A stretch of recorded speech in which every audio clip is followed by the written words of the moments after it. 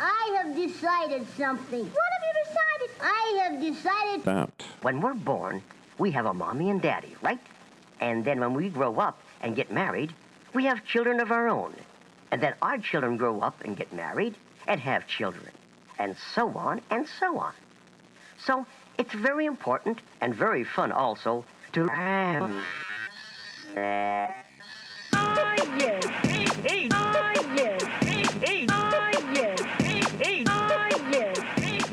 Hey y'all, I've been thinking about you all week. It's Miranda, if you forgot, and you're listening to Interesting Sex, if you didn't know. Happy that you're here. Please subscribe and rate and review. And if you think you have interesting sex, let me know. Send me an email at interestingsexpodcast@gmail.com or go to interestingsexpodcast.com, where we have all sorts of fun things for sale. Also, we have a flogger from Petus Maximus all the way back from Fireplay. We have a really cool guest today. Her name is Lady Lyonene, and she does rope play and wax play. And she's very open and lets us know all about rope. She even has her own studio with her partner in Richmond, Virginia, Kinbaku Studios. I want to let you know, since Valentine's Day is coming up, if you are like, oh crap, I know, and you want to get your partner something, Kinbaku Studios has all sorts of bundles of rope play, and my favorite one that they have is their date night bundle. It comes with 5 bundles of rope, safety scissors, and a red taper candle, all in a cute drawstring Kinbaku Studio bag. $75. Who needs to spend money on going out to dinner when you could just do rope play and eat each other? And if you don't have a partner and you want to meet somebody random at a bar, you can take them home and tie them up too, if that's okay with them. Anyway, I don't have a Valentine's Day date, so I would love to be tied up with you also. I'm sure you guys are super stoked to hear about rope play and wax play, which is why you're here, and it's why I made this phone call. So let's just go ahead and get moving. Let's open our ears, our hearts, and our holes for Lady Lyonene. Arr.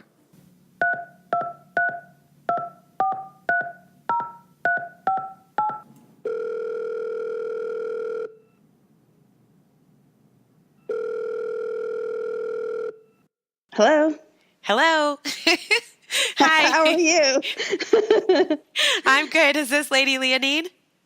It is. It is. It's Miranda calling. I know you're expecting me from Interesting Sex. How are you doing today?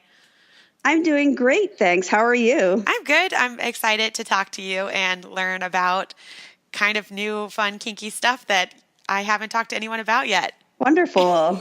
So tell me a little bit about who you are as a human, how you identify sexually, and a little bit about yourself and what you do. I identify as female, so my pronouns are she, her, and I am a pansexual submissive. Okay, so pansexual as in you're just attracted to humans. Yeah, I'm attracted to people. It doesn't necessarily matter what people look like or whatnot. If there is a chemistry or connection, that works for me. Gender really doesn't matter as much as who somebody is on the inside, because especially now where more people are being more comfortable to be who they are, their body parts don't necessarily match who they are. So for me, body parts are just bonus features. Right. It's who somebody is that makes it more special. If you like them on the inside, then you want to get in their inside. Yeah, basically. I like that. Okay, and so you identify also as submissive. What does that look like for you? Like, are you in a relationship, or what kind of relationship? I am in a relationship.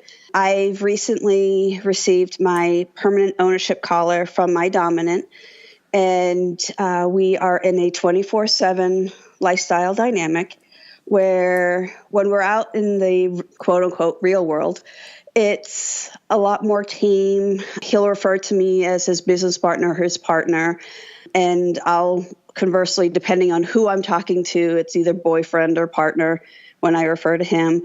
But privately, he is my sir, and I'm his whatever pronoun he decides for how well I've behaved that day or not.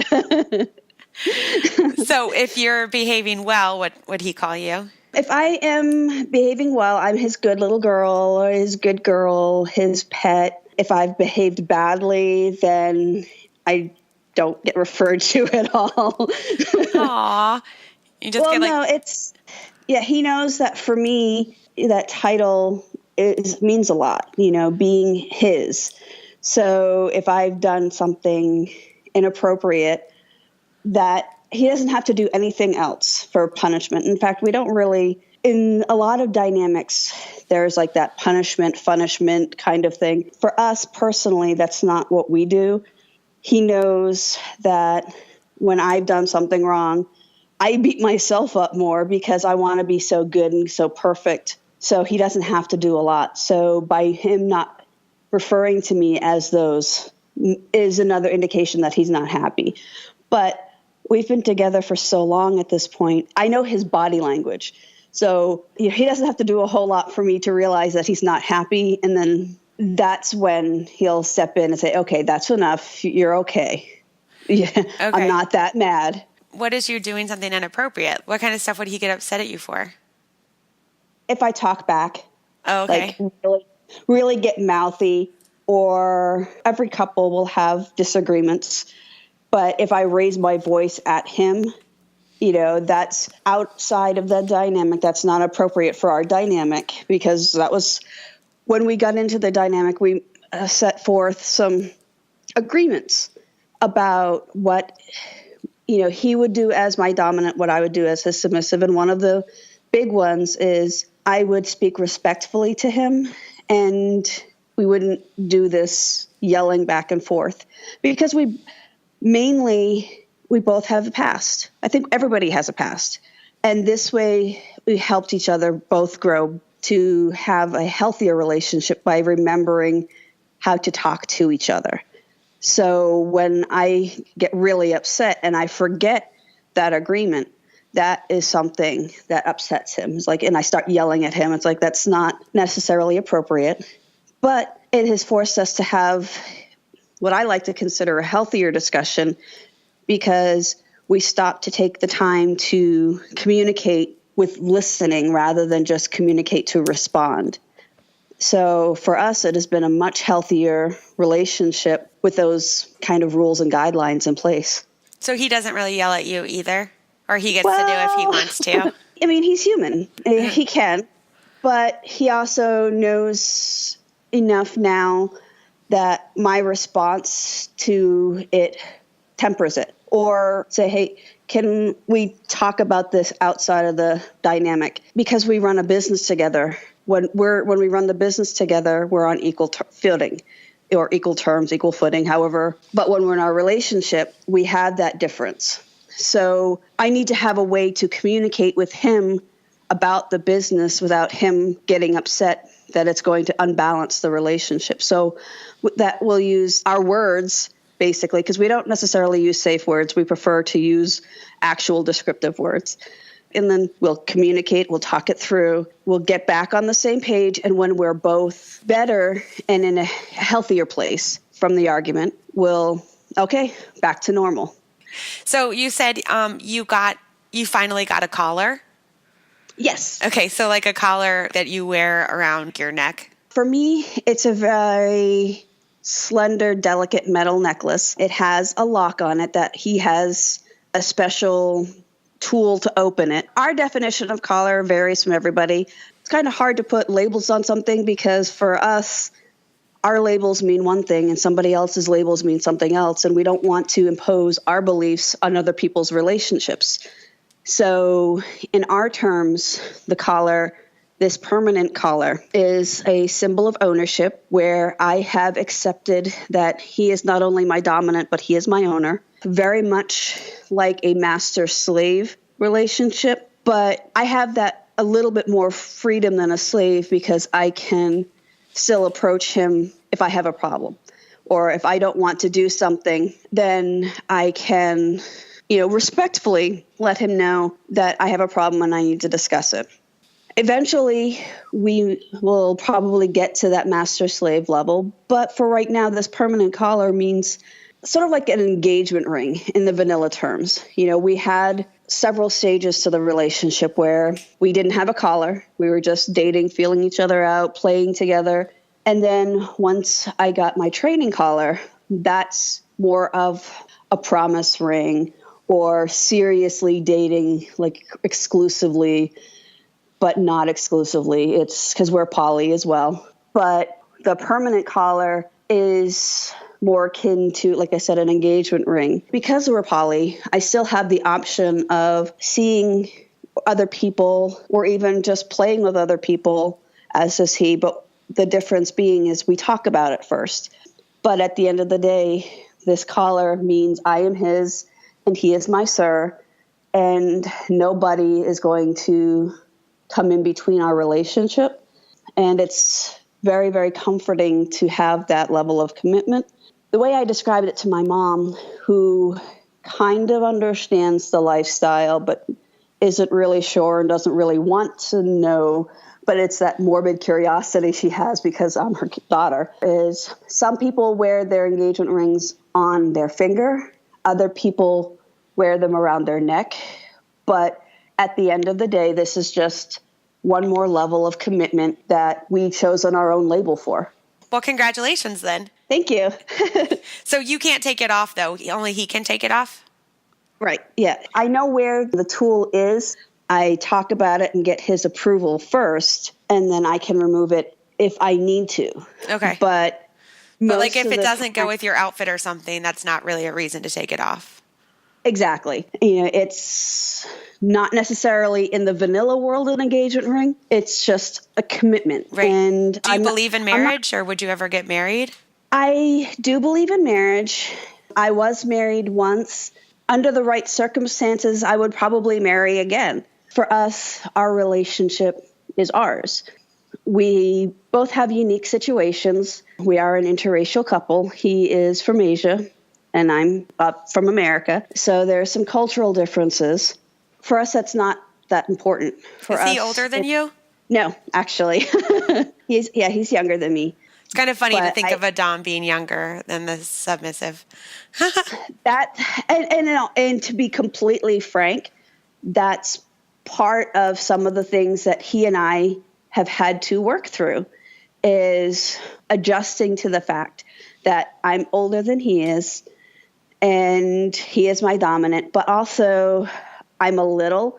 And what does that mean? Okay. A little meaning in non-sexual terms, I have a side of me that is about 5 to 6 years old that I am quite happy in my onesie, coloring with my stuffed animals around me, and just being a little kid, playing with my toys and my dolls. And when I get super stressed or super upset, I go into what I call little space, where I need that moment to be taken care of like a little kid, or I need to go sit in the corner and play or color or just be not responsible for anything except myself. He's fine with that little side in me, but it was awkward because it's not a sexual thing. It's just a safety net, and it's part of who I am, but I don't get any sexual gratification. So I didn't necessarily think about it in the terms of sex, but it was weird for him to assume a daddy role when he is younger than me. Yeah. It sounds like it's a healthy choice for you to, if that's your way of self-care. Yeah. And as long as people have like their own way of taking care of themselves, I think a lot of people just don't do anything. So like knowing what you need to do as reverting back to a child and to having some playtime and alone time or whatever it is, I think that sounds like super healthy. And that's just like a version of it that I haven't heard before. But there's so many ways for self-care, and that's cool that you really let yourself commit to yours. As far as doing what you love right now is having your own business, right, with him and doing that. And I want to hear what you guys' business is, because that's how I found you. Yes. So we are the owners of Kinbaku Studio.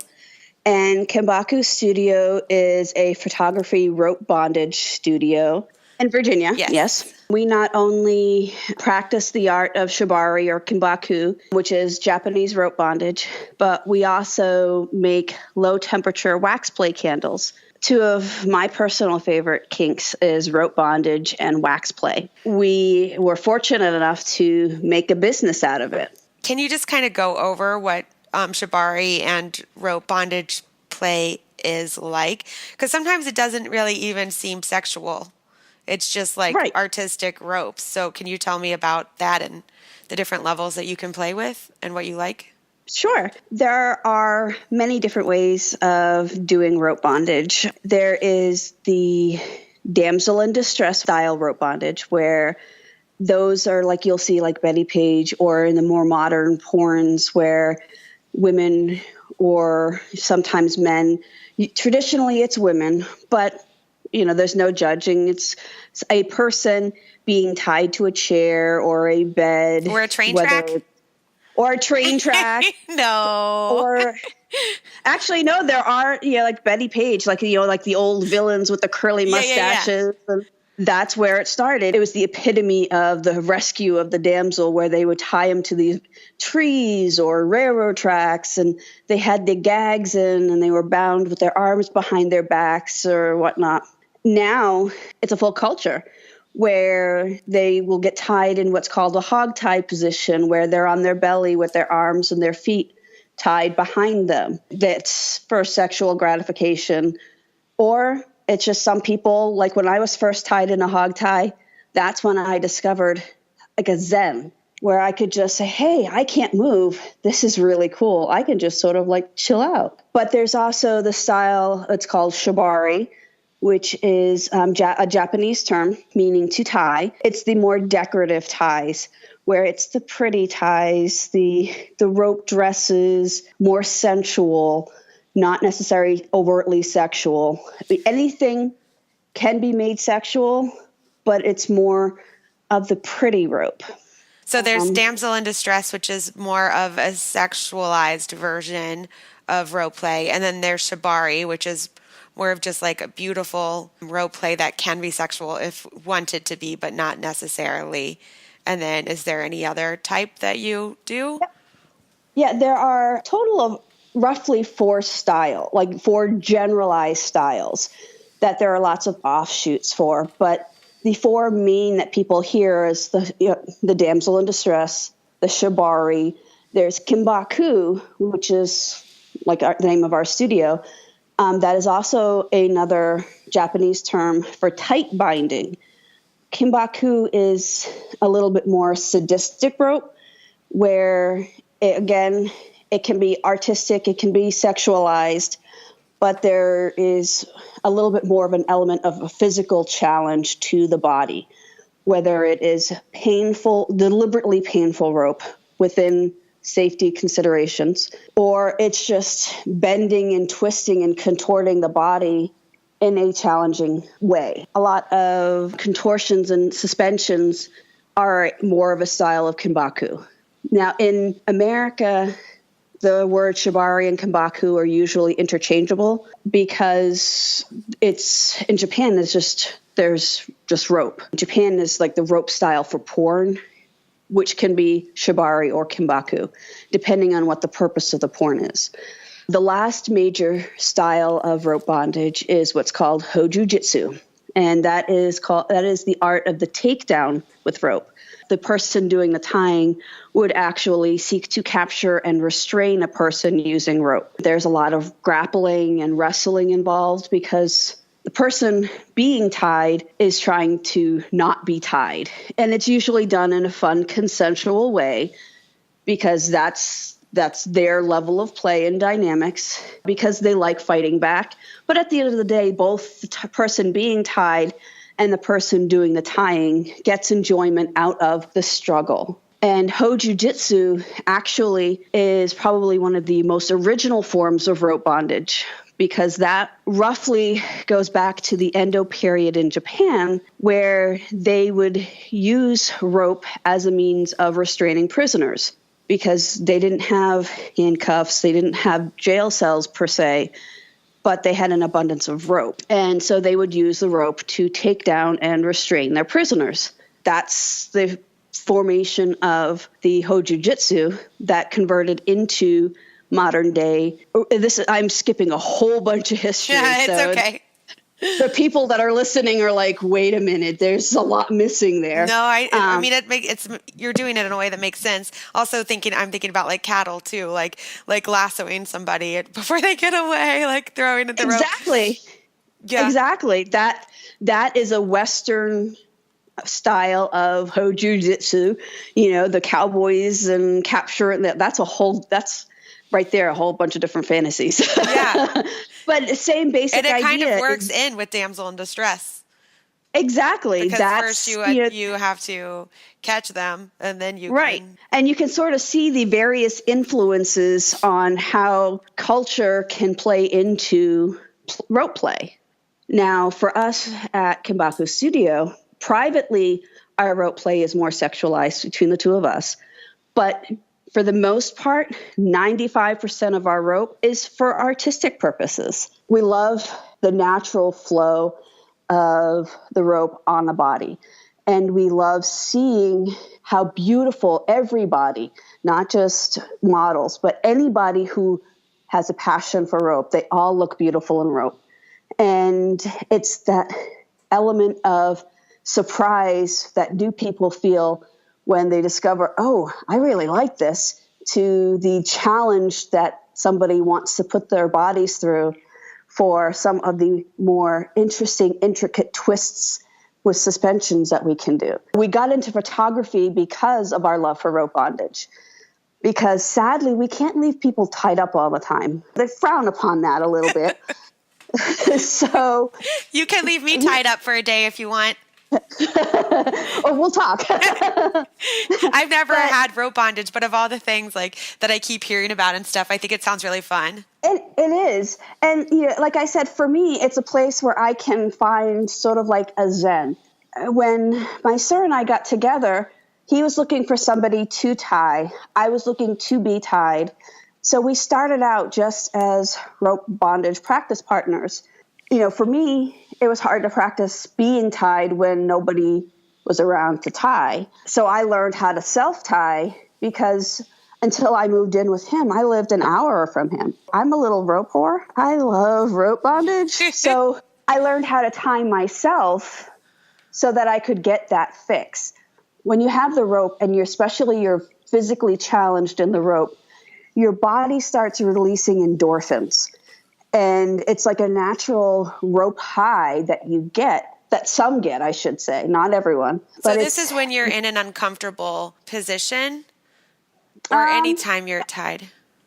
Anytime that I'm tied. For me, when I self-tie, I don't always have to be in a physically challenging position, but it's more of the rhythmic flow of the rope.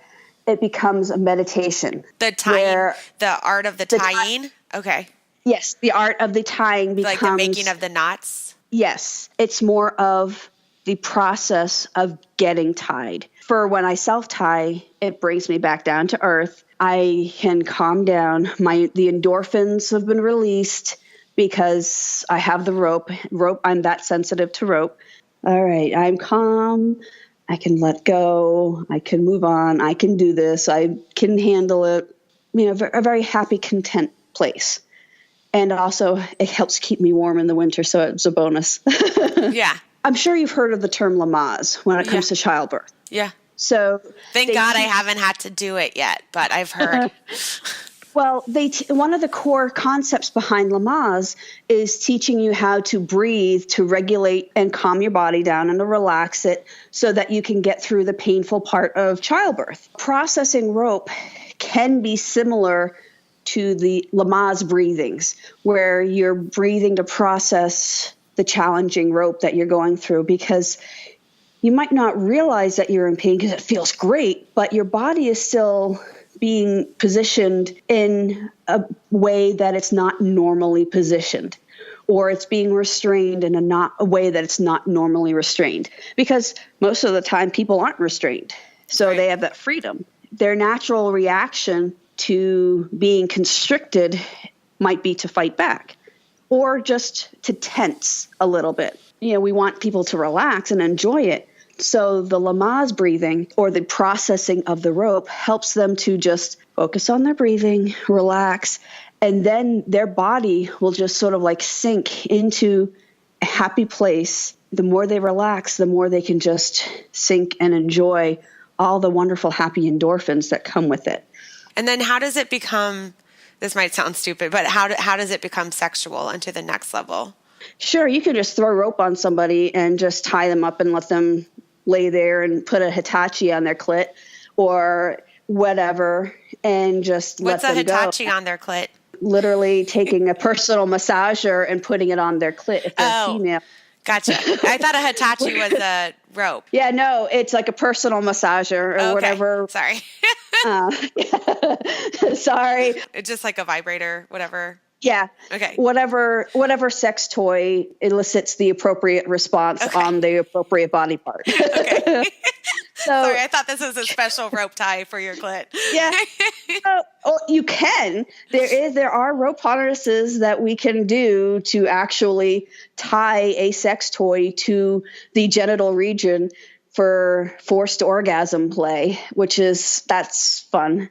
You can make a whole foreplay scene, basically, where when you tie somebody, you maintain a physical connection. Could be just with the rope, but you're creating a mood with how you are tying someone. That becomes the foreplay where they get turned on throughout the whole tie. And some people get turned on with pain. And it could very well be a sadistic tie, but that's what turns them on. If the purpose of the tie is sexual, we can tie them in positions to facilitate that. Sometimes it can be simply tying them spread eagle on a bed. It could be having them up in the air, straddling some kind of sex toy, where it's just out of reach from their private part. So it's that more mental sexuality. And we've also tied for porn, where the whole purpose of the tie is to create easy access to body parts for whoever's starring in that porn. When people come to your studio, they pay you to tie them up? So as a business, we do get paid to tie. Other photographers who don't know rope bondage but want those beautiful pictures, they will have us tie for them because they know that there is an element of risk. Rope bondage is considered edge play because Can you say what specifically edge play means? Edge play means the kind of play pushes physical and societal boundaries. The other way that we make our money with our business is we teach rope. So we teach how to do rope bondage safely and within people's risk profiles so that everyone can enjoy it. We travel all over the country to teach this now. Rad. And it's so amazing. Let me tell you, all the wonderful people we have met. And it's probably one of the most fulfilling things that we've done recently is just to be able to share rope with so many fantastic people. Yeah, and get to travel and do some fucking cool shit and get paid for it. Right? I mean, living the dream. Yeah. So, okay, now let's talk about wax play and your wax candles. And I want to know what people like about it, like the level of pain you get out of it. And wax play is very much a sensation kind of play. It can be painful, but most of the time it's designed to elicit a sensation. You can do it on your own, where there are people that have these wax warmers. It's a cosmetic grade paraffin where they will just pour it all over you. And if you've ever been to a spa and you've dipped your hands in the wax, it's a very warm, comfortable feeling. It's a level of sensual play that just makes you feel all warm and fuzzy and relaxed. And so wax play isn't meant to be painful? Oh, no, it can. Okay. It's that's why I say it's a sensation. Now, the varying degree of the temperature of the wax will vary the level of pain. Our wax play candles are a very low temperature wax play candle because we're looking for the sensation and the vibrant colors more than we're looking for the pain involved. This sounds like a great Valentine's Day gift. It is an absolute fantastic Valentine's Day gift. And I actually am putting together the Valentine's his and her gifts. For a sensual experience, you start off with a massage. I'm creating my own massage therapy line, I guess, with the wax, because I'm kind of OCD. So your wax that you create is more meant to be like that hand wax where it's just kind of delicious and warming and not a painful experience. Yes. Just like feels good. Right. There are wonderful candles made by other people that melt at about 125 to 130 degrees, which is cooler, but they're still pretty hot. So you're getting into like the hot tub kind of level where it's like, ooh, really, really hot. Let me just ease into it kind of thing. My candles, I formulated to be about 115 to 120 degrees. Okay, that sounds good. So it might surprise you, but then you'll realize, oh, this is really nice. Okay, so what do you like about the wax play? Do you like it on like your boobies, or like where do you get like the wax play like that feels best to you? Or like do you like things written on you? That sounds fun. Can you do that? Yeah, with my candles you can do just about anything. We have created them to be that you can incorporate them with rope play, because you can stick them in the rope and your skin gets super, super sensitive from the rope. The more sensitive your skin are, the more heightened the feelings from the wax it's going to be. So when you incorporate the two play, it's just this delightful, almost stingy kind of warm feeling. You can even drip them on your face or your tongue for different level of like humiliation kind of play, and it's perfectly safe. And with mine having that cosmetic grade paraffin with the soy, it's got like this built-in moisturizer, so that way it makes it a little bit easier to come off and it doesn't stick to body hair. That people, one of the biggest gripes is they don't want to wax because once the wax cools, how do I get it off now? Right. Well, mine don't do that. I got a customer message me saying, "You'll never believe what happened. I accidentally poured some on her ass and it sealed her asshole and her vulva, and she didn't complain and she hates pain, but she liked this one." Wow. Well, that's good to know. That is good to know. Okay, so you like put some wax on a butthole? Yeah. Anywhere you want it, really? Anywhere you want it. The candles are designed, I wouldn't necessarily recommend it, but hey, your risk profile, your kink, okay.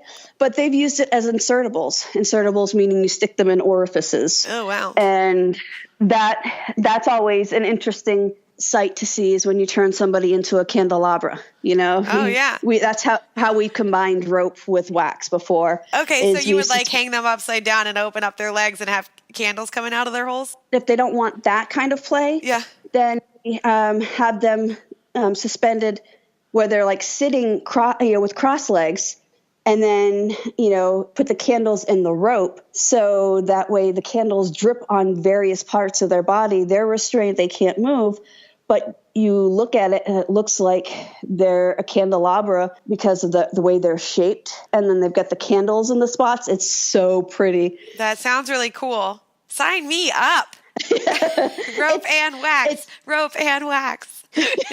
It's so much fun. Okay, so now I would like to talk to you a little bit about your introduction into kink, submissive, bondage, all of that stuff. Like, how did you get into this and realize that it was something that you liked, even especially like being submissive? How did that start in your life? Believe it or not, I read that wonderful book, 50 Shades of Grey. And it got me curious. I had read that at a time in my life where my marriage had ended and I wasn't sure about who I was, what I wanted. That wonderful, awkward post-breakup stage, what did I do wrong kind of thing. So I read that as a distraction. Well, a very dear friend of mine from school, we've been friends since we were 5. He was in the lifestyle, and he was my only reference to really knowing who could I ask if this was real? Because, when you read a fiction book, you want to know how much of this is real and how much of this is based on reality, and how much of this is just good for a story. So I asked him, and he said, well, if you want to know, go online and find what we call a munch. A munch are places where people in the lifestyle can get together and we go out to dinner in a public place and just get to know people and talk and have fun in everyday life. First you munch on some food and then you munch on each other? You could, but, you know, Just kidding. Whatever. I mean, it's completely entirely up to whoever's running the munch, basically. But there was a group in my hometown, because in Virginia, things are spread out really, really far apart. So I didn't find anything in my hometown until somebody made a post about, hey, we're going to get together and do some rope bondage at my house, and anybody who's interested can come. And I'm like, well, it's only 5 miles from my house. What's the harm in going to at least checking it out? So they were all really nice, and I checked it out, and the host of the house asked me if I wanted to try it. And I'm like, all right, well, I don't have to get naked. I don't have to do anything. I'm just getting tied. Because I didn't want to get naked. I didn't want to expose myself. I wasn't ready for that level of kink yet because I'm still brand new. I was kind of coming out of the sheltered Catholic schoolgirl kind of mentality to just tiptoeing into this lifestyle. I wasn't ready to get publicly naked or anything. And they were really nice. They were so sweet and wonderful about it. And they said, oh, no, we can just tie it. And so they tied me, and then they just sort of they were right there, but they just sort of let me be in the rope. And I'm like, oh, I like this. And that's when I discovered rope bondage. That was my first love in the kink lifestyle. I haven't really looked back since. And it was through that journey of trying to figure out, when you're first in the lifestyle, they tell you don't jump in with everything, just try everything, don't try anything, go at your own pace. Well, I went with my own pace, trying to figure out not only who I was, but what I liked. Because my marriage was not the most healthy. I wasn't ready for any kind of relationship kind of commitment because I didn't want a repeat of my marriage. In your marriage, did you find yourself, when it wasn't healthy, were you kind of submissive in that relationship, but not by choice, kind of? Exactly. Okay. I was. It was an emotionally abusive relationship. He was very much in control. If he didn't get what he wanted when he wanted, the punishments were not physical. It was the name calling, the ridicule, the separation from my family, the isolations. But you weren't meaning to be submissive in that relationship. That was just the dynamic, but it wasn't healthy because it wasn't discussed and talked about and healthy. Right. It was more of along the lines of I was so eager to please that he took advantage of it in my marriage. Right. Once I discovered the lifestyle and did read the book, it's Jay Wiseman's S&M 101. Okay. I still have a copy of that book. Every once in a while, I'll go back and reference it. That transition from becoming the abuse victim to a healthy submissive was basically a chart of my recovery process, because I never knew how to have a healthy relationship my whole life. This has been a wonderful healing journey that even, if something were to happen between me and my sir, I know enough of what I want and who I am to know that I choose to be a submissive, and I get my joy out of being a service submissive. And it's by choice, not by force. It's consent that really drew me to the BDSM lifestyle, because everything is so consensually focused. Everything is negotiated. I learned how to have healthy communication through this lifestyle. Now, this might not work for everybody, but it worked for me. Especially in a poly relationship, jealousies can happen. That was part of the problem with my previous marriage, was he would have affairs, he would cheat, and I would bottle it up. And we wouldn't talk about it. He would just do it, and it just turned into this mess. Converting to being a poly from a monogamous relationship brought this whole level of how do you cope with jealousy in a healthy way?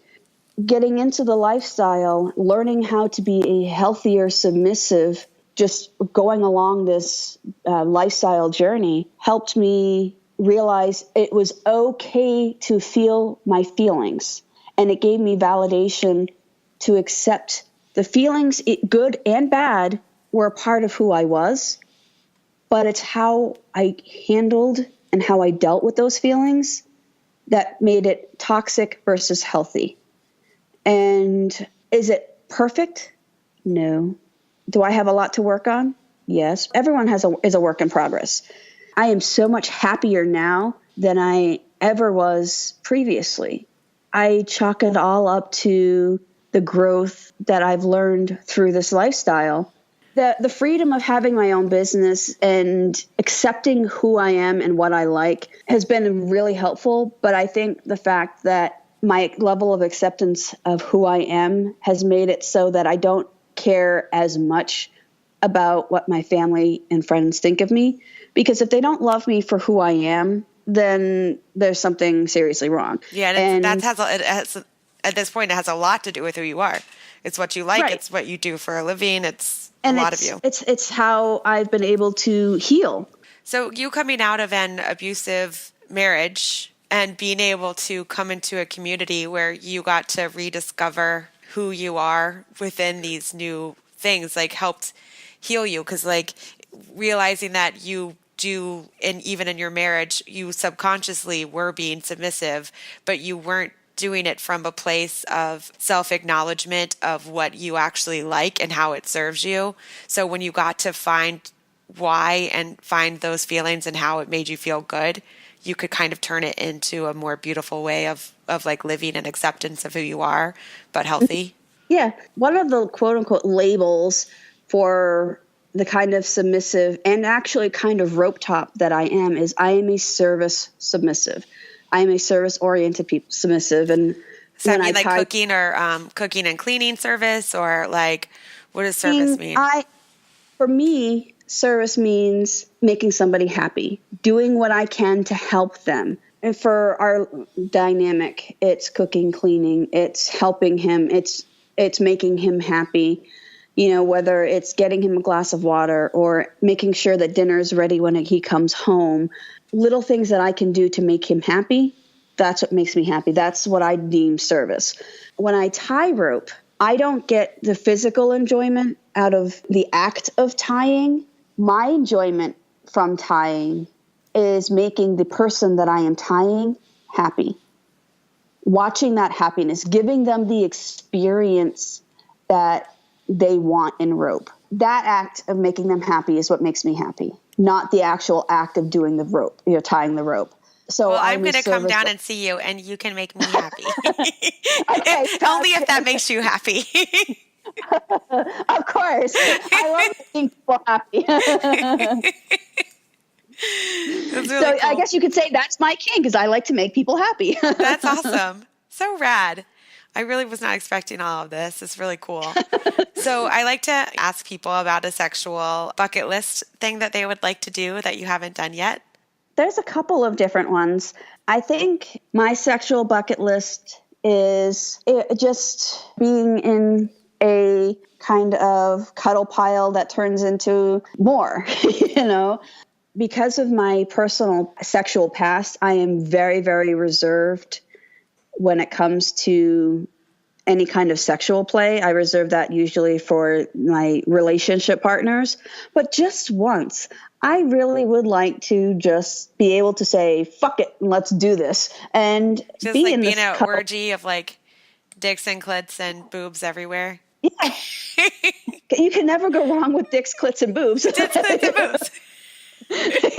That somebody should make a T-shirt that says that. Dicks, clits, and boobs. Okay, I think that's a really beautiful bucket list thing to do. Yeah. That also sounds like too, like as self-discovery and healing, like that's something that you feel like you need to work on is opening up, and it's cool that you pick something that you feel like would challenge you in that way. It's a goal, but also if it doesn't happen, I'm not overly concerned because I'm feel very fulfilled now.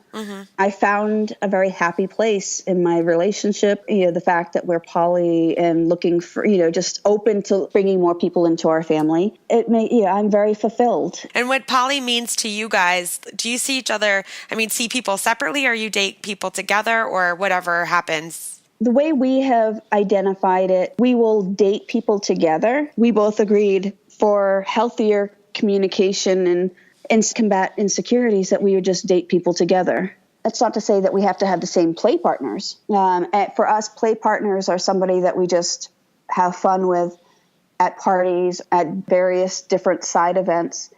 There's no relationship involved. Because Sir and I do have some kinks that are different. We don't share with each other. What are they? I love being flogged. I loved whips and single tails and flogging and spanking and general impact play. Okay. He's not as much of an impact player. He is to a certain extent, but not to the level of my play. Okay. Which is okay. And he has discovered a love for staple play. Staple. It's like a stapler? No. Not like a stapler that you get at like the Office Depot or whatnot. These are surgical staplers.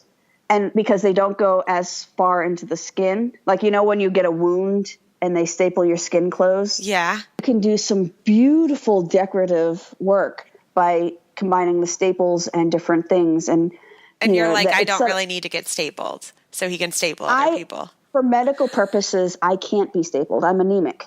Oh, okay. So there's the element of risk involved for bleeding from the staples.